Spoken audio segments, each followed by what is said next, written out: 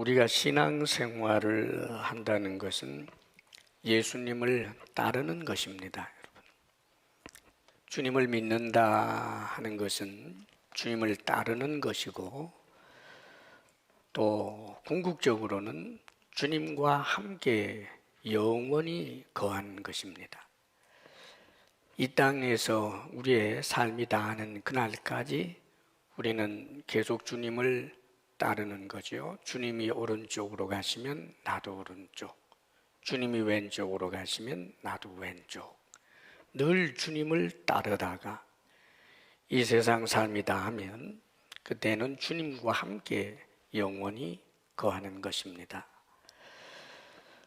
우리가 주님을 따르는 이 일, 참된 신앙생활을 하기 위해서 오늘 성경에 이 사건을 통해서 우리에게 교훈을 주고 계십니다. 지금 상황은 어떤 것이었느냐 하면, 베드로가 고기를 잡다가 실패한 다음에 이제 주님께서 하시는 말씀대로 했다가 고기를 잡으면서 크게 놀라고 주님께 무릎을 꿇게 되고, 그리고 주님을 따라가게 되었다 하는 내용이 오늘 보도되고 있지요. 오늘 말씀 1절, 2절 내용을 좀 요약하면, 우리 예수님이 갈릴리 지역 곳곳에서 회당을 중심으로 해서 복음을 전하고 또 많은 환자들을 고치는 그런 사역을 하셨습니다. 그리고 무리를 상대로 하는 그런 설교, 가르치는 일도 하셨지요. 우리 예수님께서 행하시는 표적을 보고, 그래서 많은 사람들이 이제 예수님을 따라오고, 그래서 예수님께서 하시는 말씀에 귀를 기울이고 가르침도 받고, 또 자신들이 병든 것 있으면 병나음도 얻고 하는 마음으로 수많은 무리가 예수님을 따르고 있었습니다. 무리가 몰려와서라고 1절에 표현하죠. 수많은 무리가 오랜 그 세월 동안 이스라엘에 선지자의 목소리가 없었습니다. 그러다가 세례 요한이 등장했고, 그리고는 세례 요한이 증거한 이제 예수님께서 사역을 하게 되니까, 그래서 참으로 목마른 사슴이 시냇물을 찾아 나오듯이 주님 앞으로 그렇게 물밀듯 몰려온 것입니다.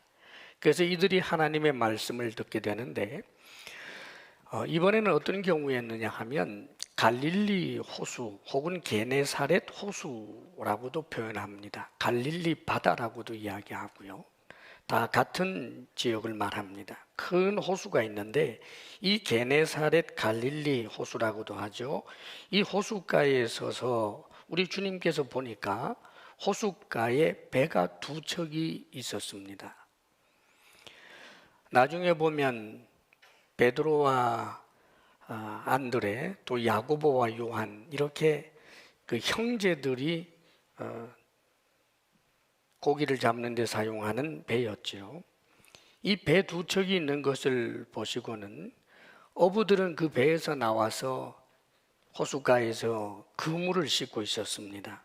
우리가 잘 아는 대로 밤새도록 그물을 내렸지만 고기 잡지 못하고, 그래서 나와 앉아서 이제 날은 밝았고, 그래서 그물을 싣고 있는데 그 배에는 빈 배지요. 우리 주님께서 그 배에 빈 배입니다. 물고기를 잡지 못한 그 빈 배, 한 배에 오르시니 그 배는 시몬의 배라.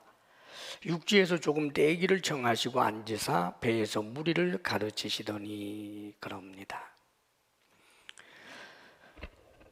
지금 말씀드린 것처럼 이 두 어부들이 가지고 있는 이 배는 밤새도록 수고를 했지만 한 마리도 잡지 못한 빈배입니다. 어부가 이 그물을 던져서 고기를 잡으려고 할 때는 고기 잡는 그런 목적과 목표가 있었지요. 그런데 그 목표를 달성하지 못했어요. 우리로 말하면 실패고, 그것은 시련입니다. 빈배, 이것은 우리 인생들의 비참함이고 실패고 여러 가지 시련들을 상징해 주는 단어이기도 합니다. 그런데 이런 빈배에 우리 주님께서 오셨다라고 하는 것을 주목해야 합니다. 주님께서는 이 비어있는 배에 오신 거예요. 사실 그렇게 보면 베드로가 물고기를 잡지 못한 것이, 실패한 것이 결과적으로는 유익이 되었지요. 만약에 베드로의 배에 물고기가 가득 담겨 있는 만선이었다면 주님께서는 아마 다른 배를 택하셨겠죠. 그런 면에서 보게 되면 이런 실패나 시련이 오히려 기회가 되고 유익이 되는 그런 경우입니다.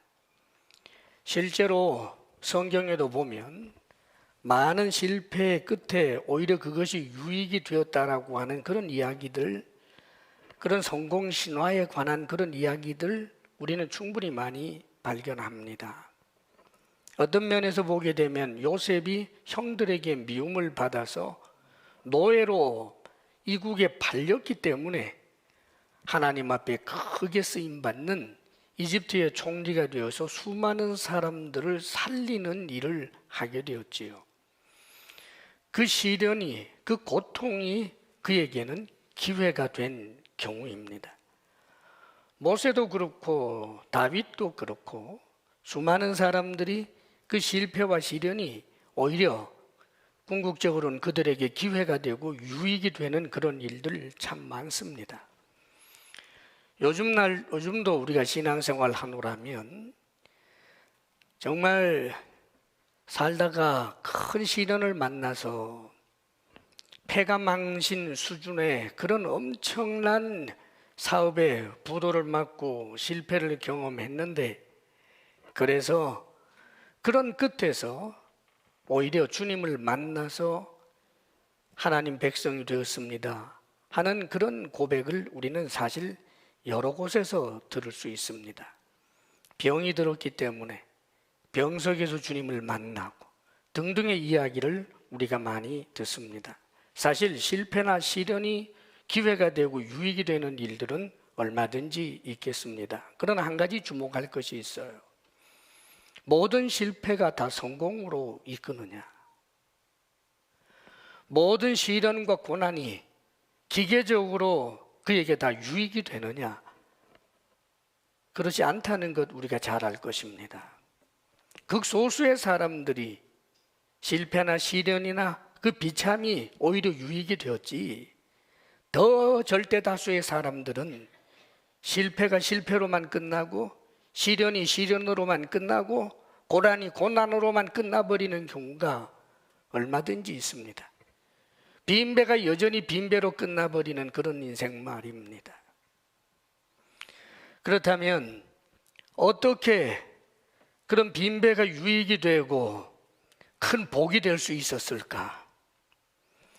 오늘 성경은 이 베드로가 자신이 지금 실패를 경험한 빈배 앞에서 그물을 씻고 있는데 예수님께서 오셔서 그 배에 오르실 뿐만 아니라 베드로에게 청하기를 이 배를 육지에서부터 조금 떼어달라고 청하시는 이 주님 앞에 아주 좋은 마음으로 주님을 받아들이는 그런 이 베드로의 모습을 보게 됩니다, 여러분. 빈배에 찾아오시는 주님을 받아들이는 좋은 마음 말입니다.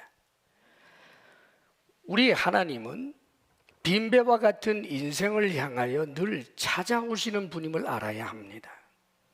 우리 인생은 하나님 눈에서 볼 때 누구나 다 빈배입니다. 나는 성공했노라고 큰 소리 칠 수 있는 사람이 있겠지만, 그러나 하나님 눈에서 볼 때는 그는 실패지 성공이 아닙니다. 돈 좀 벌었고 높은 권력을 가졌고 인기가 있고 그렇다고 할지라도 궁극적으로 비참하게 지옥에 던져지는 그런 존재가 모든 인생, 모든 자연인이라고 볼 때 빈배가 아닌 인생이 어디 있겠습니까? 하나님 앞에서는 모든 자연인, 인간은 다 실패자들이고 인간들은 다 비참한 자들이고 산다라고 하는 그 삶 자체가 시련입니다.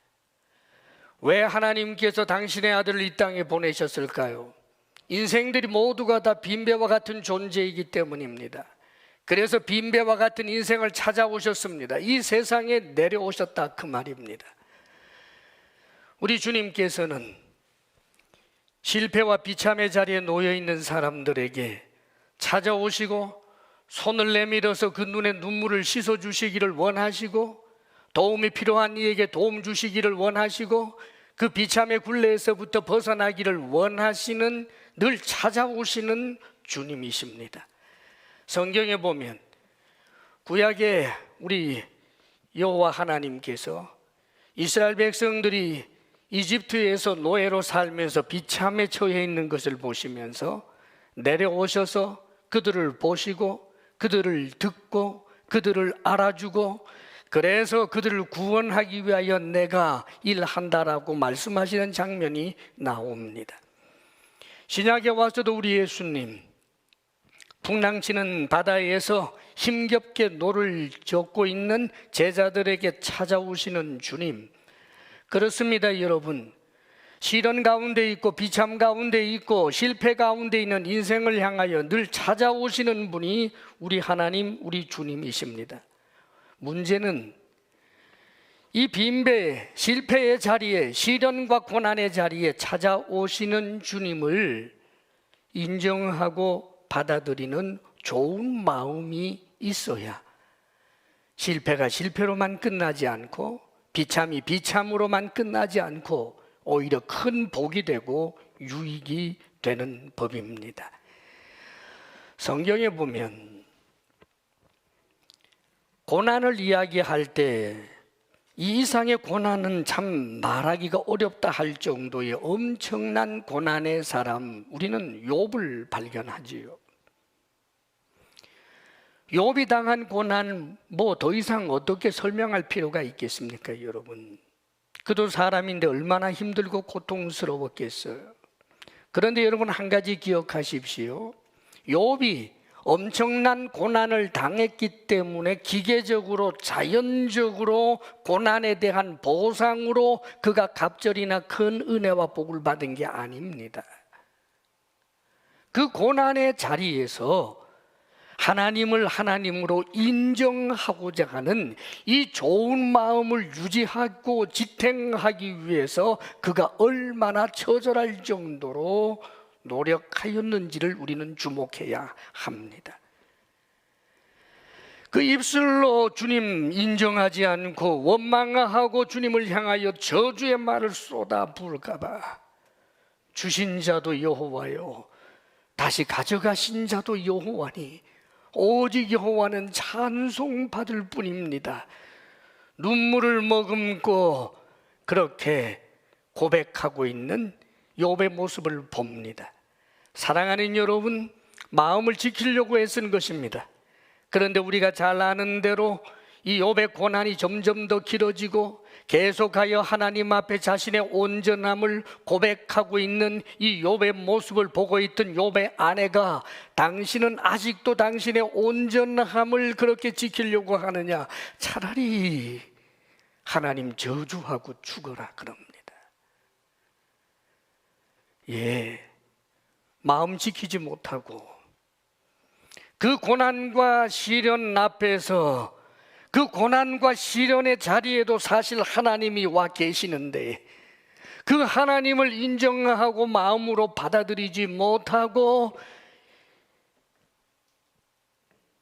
하나님을 향하여 마음의 문을 닫아버리고 하나님을 향하여 저주의 독서를 내뿜었던 이 여인은 욥의 그 영광에 결국은 참여하지 못하는 사람이 되어버리고 말았습니다.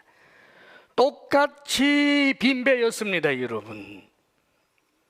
그런데 누구는 그 빈배가 큰 유익이 되고 큰 복이 되었지만, 그러나 누구는 그 빈배가 더 비참한 빈배로 망해버리고 말았다는 것을 우리가 주목해야 합니다. 사랑하는 여러분, 우리가 신앙생활 하노라면 주님을 따라야 하는데, 주님을 따르는 그 길에는 때로는 실패라고 하는 일들, 고난 혹은 비참, 시련이라고 하는 일들이 얼마나 많은지 모릅니다. 주님을 따르기 위해서는 언제나 우리가 주님을 주님으로 인정하는 좋은 마음을 갖지 않고서는 결코 주님을 따를 수 없다는 사실을 알아야 합니다. 사랑하는 여러분, 사실 이 세상에 예수 믿게 되는데도 보면 병든 끝에 그 엄청난 병 앞에서 죽어가는 자신의 모습을 보면서 참으로 언젠가 누군가가 들려줬던 교회 나가자라고 했던 그 말을 기억해서 지푸라기라도 하나 잡고 싶은 그런 마음을 가지고 교회에 나오는 이들 있습니다. 사랑하는 여러분, 그는 비참의 현실, 질병이라고 하는 사람의 힘으로 고칠 수 없는 그런 무서운 질병 가운데서 놀랍게도 자신을 찾아오신 주님 앞에 주님께 마음의 문을 열고 주님을 받아들이는 내적 행위라는 것을 잊어서는 안 됩니다. 그런 분은 병의 고침을 받든지 병 고침을 받지 못한다고 할지라도 찬송하고 찬양하며 천국 소망을 품고 죽어가는 모습 많이 보아왔습니다. 그러나 병 들었다고 해서, 중병 들었다고 해서, 죽을 병 들었다고 해서 하나님을 향해 마음 문 여는 것 아닙니다. 금방 숨이 차올라 죽어가는 순간에도 복음의 복자도 꺼내지 못하게 하는 사람들도 얼마나 많은지 모릅니다.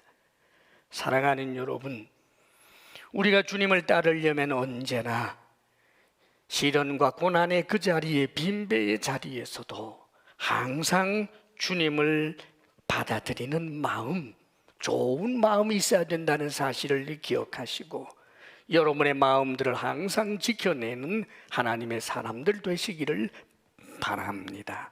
아멘.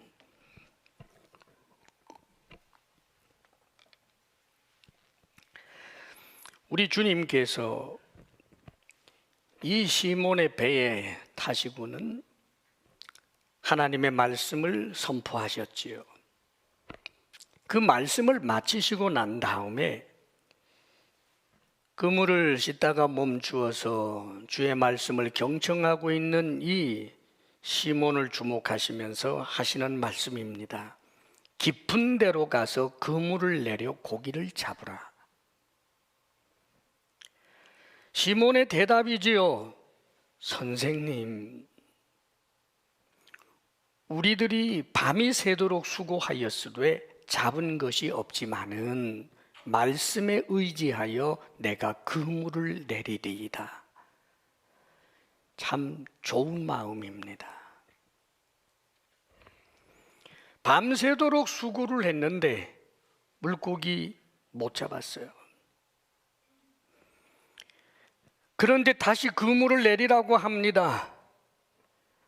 밤새도록 그물 던져서 고기 못 잡았고, 그래서 이제 그물을 씻고 있는데 다시 또 그물 던지면 그물 씻는 일 또 해야 돼요.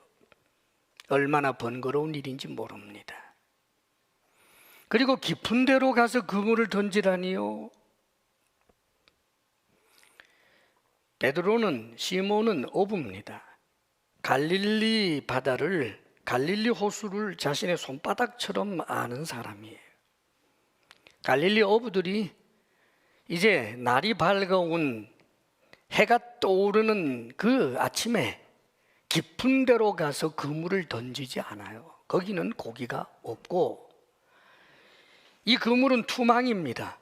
휙 하고 던지면 원추형으로 떨어지는데 뜨거운 태양빛에 반사되는 그물의 그림자로 인해서 고기가 있다고 할지라도 다 밑으로 빠져가 버리지. 나 잡아가시오 하고 가만히 있을 물고기가 없어요. 던지려면 얕은 데 가서 던져야 거기에서 좀 졸고 있던 녀석이 잡히는 수가 있지.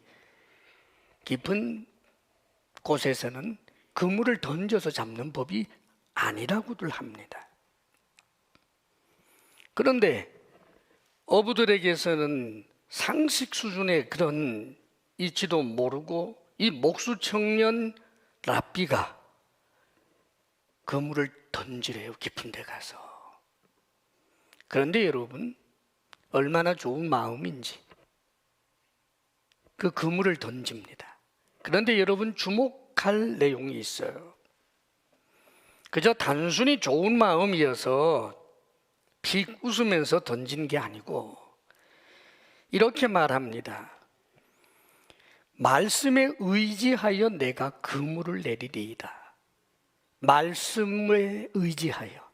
사랑하는 여러분, 우리는 한 가지를 기억해야 합니다. 주님을 따르는 사람은 늘 말씀을 의지해야 한다는 것을 잊지 마십시오. 말씀을 의지한다는 게 뭘까?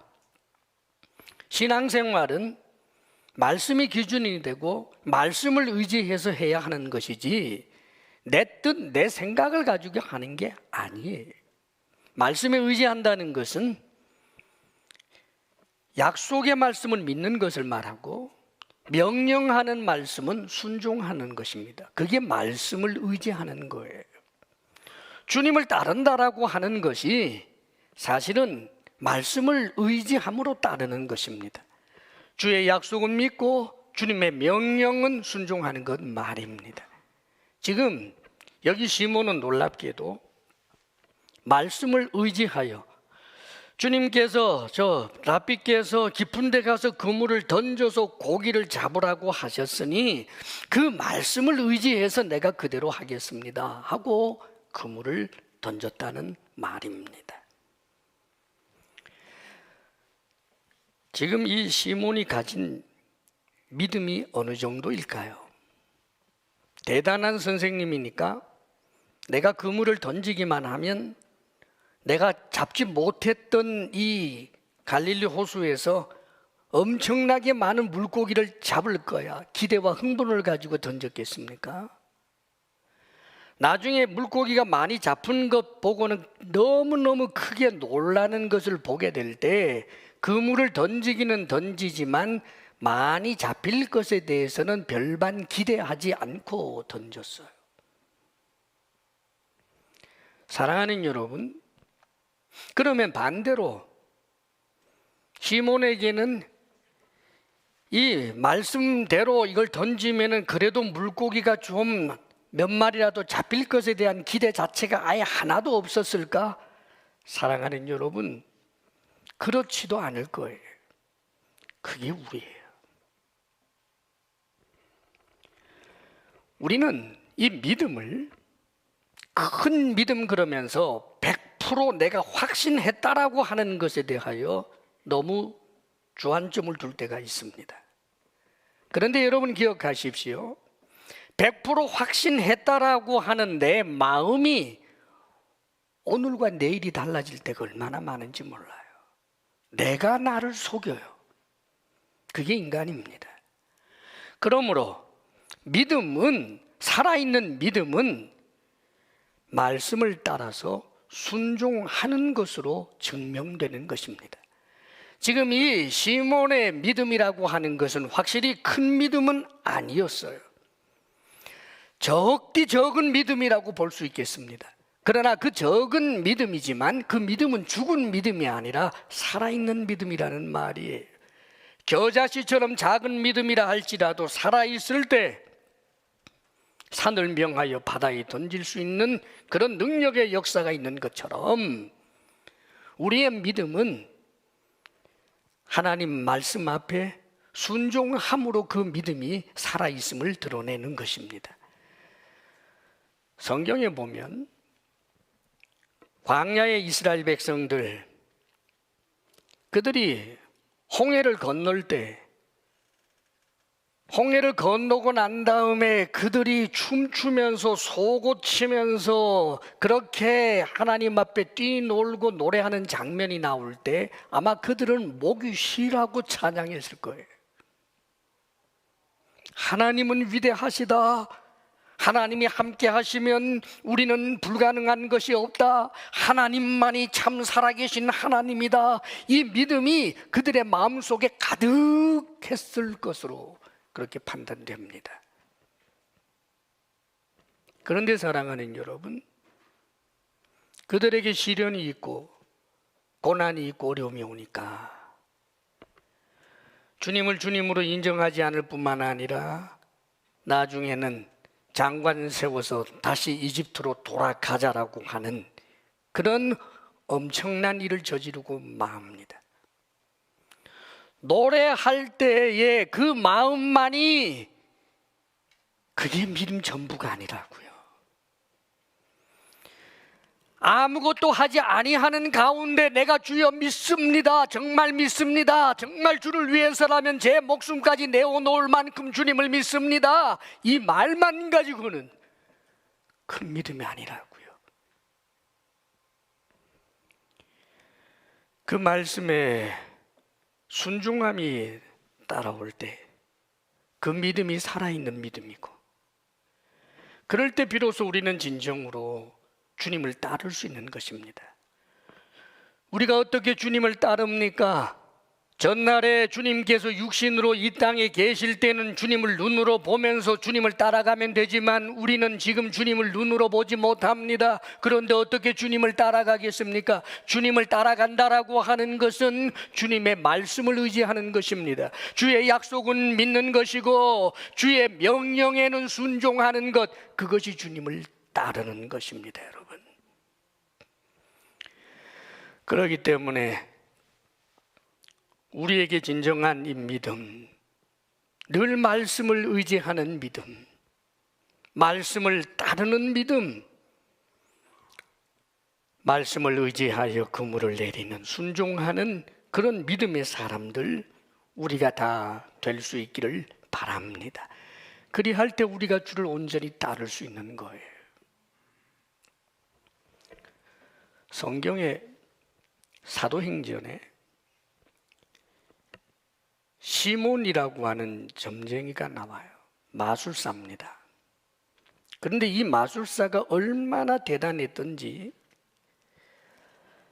사마리아 수많은 사람들이 이 사람을 크다, 위대하다, 위대한 사람이다 그러면서 따를 정도였어요. 그런데 이 사람이 빌립 집사가 전하는 그 하나님의 말씀을 듣고 또 빌립 집사로 인하여 나타나는 엄청난 표적들을 보면서 그도 예수님을 믿고 세례까지 받고 전심으로, 성경에는 그렇게 나와 있어요. 전심으로 빌립을 따르더라. 그런데 나중에 베드로와 몇몇 사도들이 와서 이 사마리아 지역에 예수를 믿기는 믿었지만 아직 성령 충만함을 받지 못한 이들을 위해서 베드로가 손을 얹고 기도하면서 이들이 성령 받는 그 모습을 볼 때 이 시몬이 그의 마음속에 전심으로 빌립을 따르고 전심으로 주님을 믿는 것 같았던 그 믿음의 거풀을 확 뒤집어 버리고 탐욕이 불쑥 솟아올라와 버립니다. 그리고 하는 말이, 돈을 바리바리 싸가지고 와서 베드로에게 돈 주면서 내가 이 돈 줄 테니까 당신이 손 얹고 기도하면 사람들 성령 받는 거 저 제주 저거 나에게 좀 팔아주시오. 그렇게 했다가 시몬 베드로로부터 큰 책망을 받습니다. 내가 보니 너는 악독이 가득하다. 지금이라도 회개하면 살려니와 그렇지 아니하면 너는 악독에 매인 바 될 것이다. 그러자 그가 하는 말, 나를 위해서 기도하셔서 지금 베드로님이 한 말이 내게 하나도 임하지 않게 해 주십시오.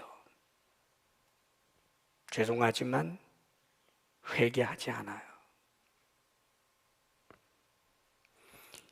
이 사람에 대해서는 성경이 다음에 어떻게 되었는지는 잘 이야기하지 않습니다. 다만 그 끝이 별로 좋아 보이지 않았고, 그리고 성경이 아니라 그 주변의 다른 그런 문헌상에서는 이 사람은 나중에 결국은 큰 대마술사가 돼가지고 베드로를 대적한 사람으로 나중에 등장합니다. 여러분의 마음만을 믿지 말라고요. 우리가 좋은 마음 가지고 주님을 마음으로 인정하고 난 다음부터는 그것이 행함으로 손과 발로 나와야지, 내 마음만 믿어서는 안 돼요. 신앙생활을 하는데 구체적인 순종이 없는 신앙생활, 빨간불입니다. 스스로를 위험하다고 생각할 줄 알아야 되는 것입니다. 아, 주님께서 지금 동쪽으로 가는데 나는 서쪽으로 가고 있구나. 아, 주님께서는 지금 올곧게 좁은 길로 가시는데 나는 지금 넓은 길로 가고 있구나. 그러면서 주님, 내 마음 아시지요? 내 마음 아시지요? 이러고만 앉아 있구나. 아닙니다, 여러분. 우리는 주님을 따라야 하고, 그리고는 궁극적으로 주님과 함께 영원히 거해야 하는 것입니다. 주사랑교회 사랑하는 성도 가운데 이 은혜에서 벗어나 있는 네가 단 한 사람도 없기를 주의 이름으로 축원합니다. 아멘. 그리고 주님을 따르기 위해서 우리에게 주시는 중요한 교훈 한 가지가 또 있습니다. 8절 말씀을 우리 함께 읽어봅니다. 8절 다 같이 시작. 시몬 베드로가 이를 보고 예수의 무릎 아래에 엎드려 이르되 주여 나를 떠나소서 나는 죄인이로소이다 하니. 그물을 내렸는데 좋은 마음 가지고 말씀 의지해서 그저 그물 내렸는데 믿음이라고 할 만한 것은 너무너무 작아서 겨자씨보다 더 작은 믿음이었는데, 그런데 여러분, 놀라운 일이 일어났어요. 그 겨자씨처럼 작은 믿음 가지고도 말씀 의지하여 순종했더니 세상에 그물이 찢어질 것처럼 엄청나게 많은 물고기가 잡혔어요. 어부생활 그렇게 오래 해도 투망 던져서 그물이 찢어질 정도로 많이 잡히는 일이 있을 수가 없어요. 얼마나 많은지 그걸 배에다가 올리면 배가 그냥 물에 빠질 것 같아서 다른 배를 불렀습니다. 역시 빈 배로 있던 야고보 요한의 배였겠지요. 그래서 그들을 불러서 그쪽에서 나누어서 담았는데도 배가 전부 다 물에 잠기기 직전까지 그렇게 엄청난 만선을 이루었습니다. 그런데 여러분, 베드로가 이걸 보고 크게 놀랐는데 예수의 무릎 아래 엎드려서 하는 말, 주여 나를 떠나소서 나는 죄인이로소이다. 사랑하는 여러분, 표적을 보고 표적을 통해서 주님을 볼 수 있어야 돼요. 지금 시몬은 표적을 봤어요. 이 엄청난 표적입니다. 이 표적을 통해서 그는 주님을 제대로 보게 되는 거예요. 아, 저분은 그냥 랍비가 아니구나, 선생님이 아니구나, 주님이구나. 주여 나를 떠나소서 나는 죄인이로소이다. 아, 이분은 나와 같은 사람이 아니구나, 이분은 하나님이구나, 이분은 하나님의 아들이시구나, 이분은 거룩한 분이구나, 나는 이분 앞에 있을 자격조차 없구나. 주님을 주님으로, 하나님으로 제대로 본 것입니다. 무엇을 통해서 말입니까? 표적을 통해서 말입니다. 표적의 의의는 거기에 있는 거예요. 이 표적을 통해서 주님을 주님으로 보지 못하면 그 표적이 무슨 의미가 있겠습니까? 사랑하는 여러분, 우리가 주님을 따르기 위해서는 늘 주님을 따르고 승리의 삶을 온전히 이루어서 궁극적으로 주님과 함께 영원히 사는 믿음의 승리자가 되기 위해서는 여러분 잊지 마십시오. 표적을 통해서 항상 주님을 볼 줄 알아야 되는 것입니다. 표적, 신기하고 놀라운 일이 일어나면 모두가 다 주님을 주님으로 볼 것 같습니까? 놀라기는 하지만 끝끝내 믿지 않는 사람들이 저 갈릴리에, 저 이스라엘에 훨씬 더 많았습니다.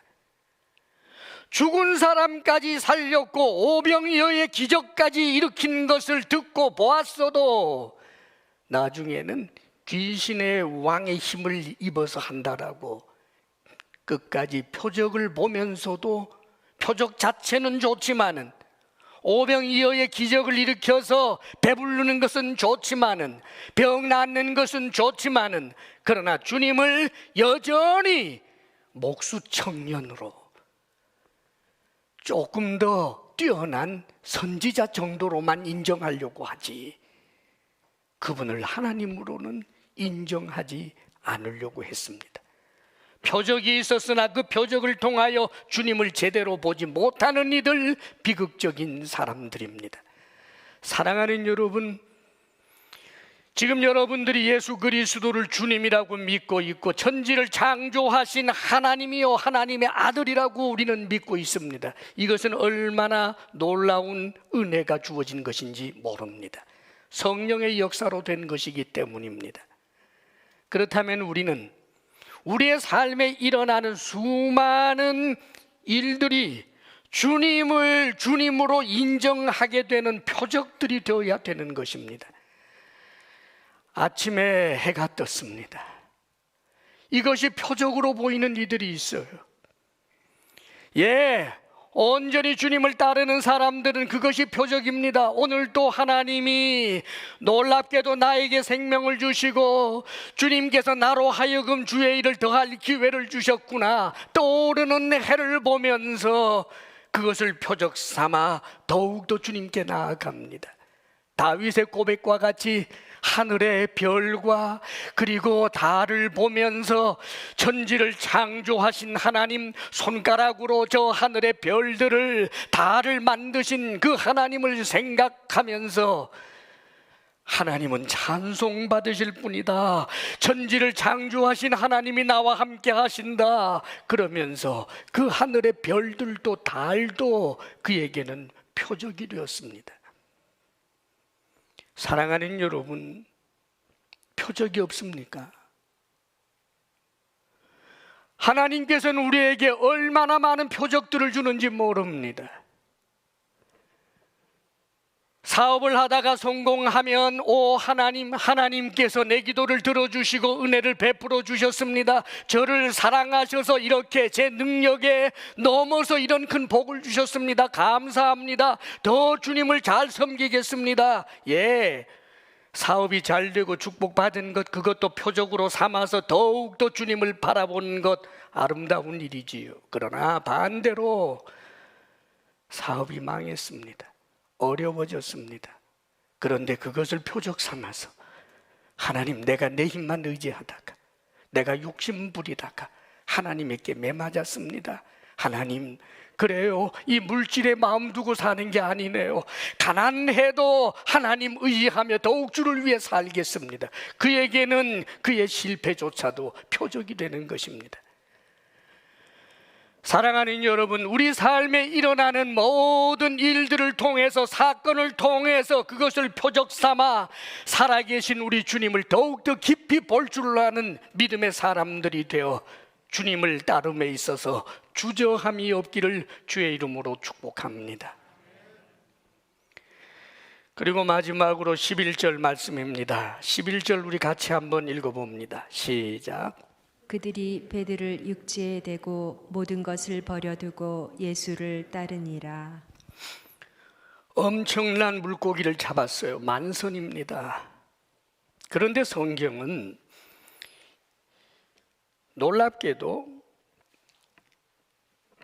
공간복음 세 군데에서 다 이 예수님의 제자들 베드로와 안드레, 야고보, 요한, 특별히 이 네 사람에 대한 내용을 보도해 주면서 공통적으로 이야기하는 것이 뭐냐 하면 버려두고 그리고 즉시 따른다는 거예요. 물고기를 잡았는데 물고기와 배들을 버려두고 그리고 주님을 따릅니다. 물론 여기서는 생략이 되어 있습니다마는 주님께서 너는 사람을 취하리라 하고 나를 따르라라고 말씀하셨기 때문이지요. 그런데 주님께서 나를 따르라라고 했을 때 주님 요 물고기 좀 처리하고 요거 돈으로 좀 바꿔놓고 그리고 뭐 뒷수습 좀 하고 그렇게 해서 주님을 따르겠습니다, 이런 내용이 없어요. 공간복음 세 군데 다 심지어는요 품꾼들과 아버지를 버려두고 예수를 따르느니라, 세베대의 아들 야고보와 요한을 얘기하는 거예요. 그리고 마태복음에는 곧 버려두고 예수를 따르니라, 곧 따르니라, 즉 즉시를 말합니다. 사랑하는 여러분, 예수님을 따른다라고 하는 것은 항상 현재적이고 우선순위 제1이라고 하는 것을 잊어서는 안 됩니다. 주님을 따르는 데 있어서 주님을 따르지 못하도록 멈추고 머뭇거리는 것, 그것을 성경은 용납하지 않습니다. 사랑하는 여러분, 우리가 주님을 따르는 것은 주님께서 하신 약속을 믿고 주님께서 명하신 명령에 대하여 순종하는 것이 주님을 따르는 것인데, 이것은 항상 현재적이어야 합니다. 지금이어야 합니다. 우선적이어야 합니다. 하나님, 제 계획이 이런데 내년부터는 정말 열심히 좀 해보겠습니다. 저에게 좀 명령하지 마십시오. 내가 때가 되면 잘 알아서 하겠습니다. 아닙니다, 여러분. 오죽하면 성경에 어떤 이가 찾아왔습니다. 예수님에게, 주님, 저로 하여금 우리 아버지 장사 지내고 난 다음에 따라오게 하옵소서. 주님을 따르게 해 주십시오. 죽은 자로 하여금 죽은 자 장사하게 하고 너는 나를 따라오너라. 지금 그가 근심하며 갔습니다. 부자에게 이야기하셨습니다. 가난한 자에게 나누어 주고 너는 지금 나를 따르라. 그가 돈이 많은 거로 근심하며 가니라. 사랑하는 여러분, 우리가 주님을 따른다라고 하는 것, 그것은 지금이어야 하고 우선적이어야 한다는 사실을 잊어서는 안 됩니다. 주님을 따른다라고 하는 것은 몽롱한 내 마음의 이야기가 아닙니다, 여러분. 내 마음만은 안 그래요. 그게 아니에요. 약속은 믿고 명령에는 순종하는 건 말입니다. 그게 즉시여야 돼요. 그렇게 살아가는 그 삶은, 사랑하는 여러분, 이 세상에서 좋은 어부 수준으로 사는 게 아니에요. 사도로서 산 것처럼 엄청나게 사는 것입니다. 사랑하는 여러분, 내 계획보다 하나님의 계획은 항상 더 커요. 주님을 따르면 패가 망신하고, 주님을 따르면 헐벗어야 하고, 주님을 따르면 세상 영광 하나도 얻을 수 없다. 아니에요, 여러분. 그것도 잘못된 이야기입니다. 부하게도 하시고 가난하게도 하시고 존귀하게도 하시고 비천에 처하기도 하는데, 그 모든 것이 모조리 합력하여 그 순간순간들이 얼마나 가치 있는 일이 되는지 모릅니다. 사랑하는 여러분, 하나님께서는 우리를 사랑하셔서 우리로 하여금 당신을 따르라고 하시는 것입니다. 주님과 함께 걷는 그 삶이 어찌 복되지 않은 삶일 수가 있겠습니까? 예수 그리스도를 끝까지 따라가는 사람들, 좋은 마음을 가지고 주님을 항상 인정하고 좋은 마음을 가질 뿐만 아니라 주님 말씀을 의지하여 말씀에 순종하는 믿음을 가지고 모든 표적들을 통하여 오히려 주님께로 더 가까이 나아가며 언제나 우선적 가치를 가지고 주님을 따르는 그런 사람으로 우리가 신앙생활 잘할 수 있기를 주의 이름으로 축복합니다. 기도하겠습니다. 아버지 하나님, 우리 주님을 따르라고 하는 이 일이 사실은 큰 영광이고 복인데 부담스러워하고 손해봐야 할 것처럼 생각하여 주저하고 미루고 또 미루는 어리석은 우리들을 긍휼히 여기소서. 사랑이신 아버지 하나님, 언제나 우리가 주님과 동행하고자 하는 꿈을 꾸고 주님께 순종함으로 주님의 말씀을 따라 사는 사람이 되고, 그리하여 언젠가 주님 앞에 서게 될 때 주님께서 주시는 면류관에 합당한 우리들이 되기를 참으로 소원합니다. 아버지여, 우리 주사랑교회 성도들 지켜주소서. 예수님 이름으로 기도합니다. 아멘.